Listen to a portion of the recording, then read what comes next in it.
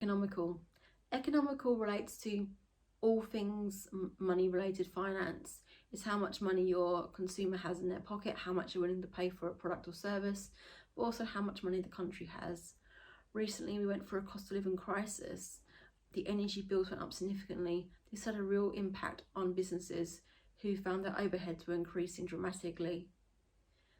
As a consequence, you may not have been able to charge the correct amount for your services or products. You may have been undercharging and not realised the impact that the energy bills or how much, say, recruitment was costing you or personnel.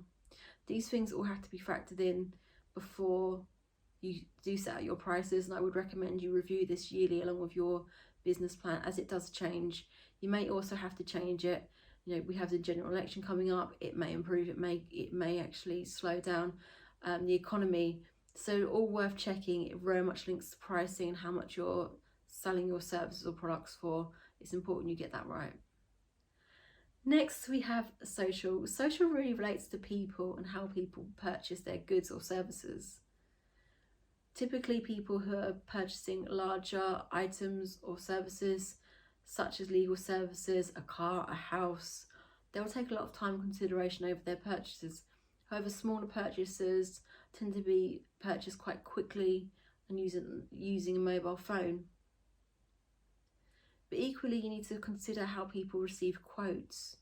If you're a service provider, for example, you need to make sure that your customer is able to get a quote quickly using their mobile device. And this really speaks to how your website is optimized. Social can also relate to people's views and how they consider the world and what's important to them. A good example of this is how people now consider the environment.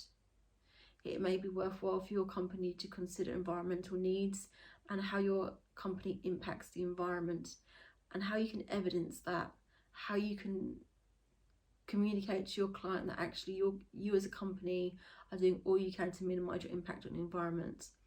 Likewise, supporting a particular charity may serve your company or business well in the eyes of the consumer.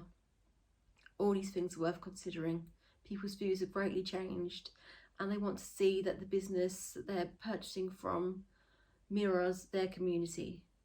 I'd consider all these aspects under the social within your marketing plan. Next is technological. I think there was probably an upsurge, particularly in service providers, to start thinking about this when COVID hit. A lot of people had to work from home, and all of a sudden Zoom became very popular. Now people are using Teams quite a lot to have meetings, and it's really saved a lot of time, as well as travelling costs and other expenses associated with large meetings.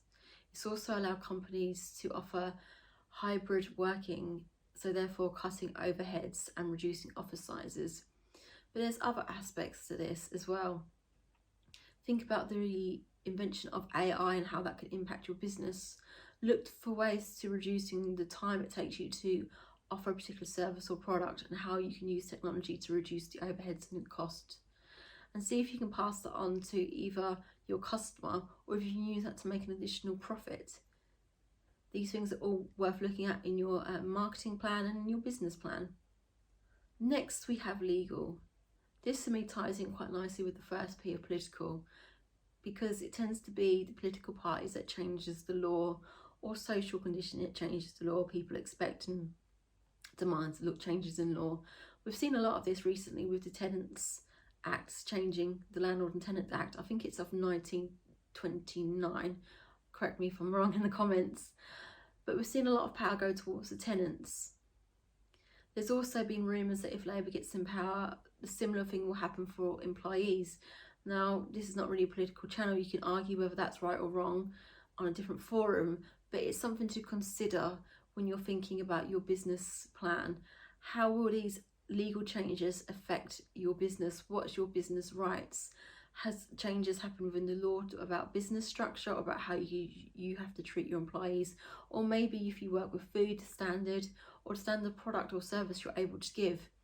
In law particularly, we are governed by the SRA, so our standards are particularly high. Outside of any legal requirement, we have governance and guidance there.